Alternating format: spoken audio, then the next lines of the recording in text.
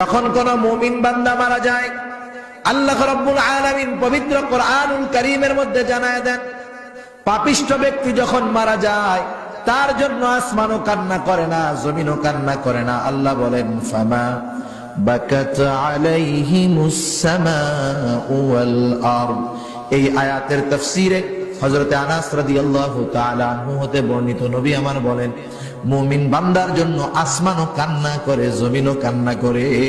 এই মুমিন বান্দার জন্য যেই দুইটা দরজা, এই দুইটা দরজাও মুমিনের মৃত্যুতে কান্না করে। এই দরজাগুলো আফসোস করে, আহারে আজকে থেকে কোনো নেক আমল আমি দরজার মধ্যে দিয়ে আসবে না। রিজিকের দরজা কান্না করে, আর আমি দরজার মধ্যে দিয়া ওই নেককার বান্দার জন্য কোনো রিজিক যাবে না।